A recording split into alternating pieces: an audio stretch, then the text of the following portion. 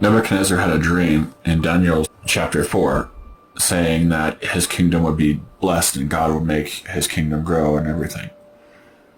And then Nebuchadnezzar decided to take the credit for that and do it for vainglory and say that he was the reason for it all happening.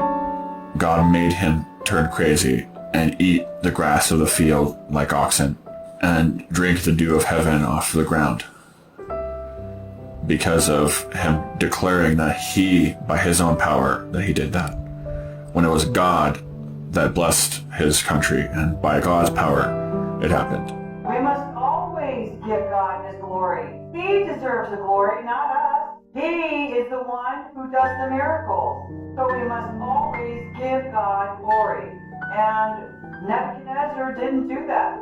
Instead, he really believed that somehow he deserved God's glory. And it's not true.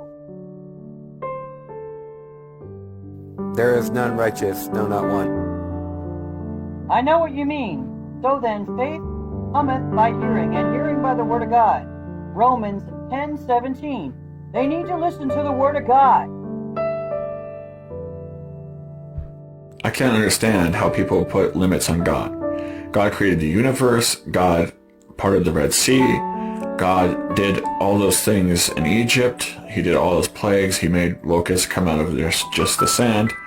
He turned the river into blood. He did all these things, and yet people can't believe that God can heal people today. And this came on to the king Nebuchadnezzar at the end of 12 months. He walked in the place of the kingdom of Babylon. The king spoke and said, Is not the great Babylon that I have built for the house of the kingdom by the might of my power, and for the honor of my majesty? While the word was in the king's mouth, there flew a voice from heaven, saying, O King Nebuchadnezzar, to thee it is spoken, the kingdom is departed from thee, and they shall drive thee from men, and their dwelling shall be with the beasts of the field. They shall make thee to eat grass as oxen, and 7 times shall pass over thee, unto thou know that the Most High rules the kingdom of men, and give it to whoever he will. The same hour was the thing fulfilled upon Nebuchadnezzar, and he was driven from men, and did eat grass as oxen, and his body was wet with the dew of heaven, till his hair were grown like eagle's feathers, and his nails like bird's claws. In Daniel 4:34 it says, And at the end of the days I, Nebuchadnezzar, lifted up mine eyes unto heaven, and my understanding returned unto me.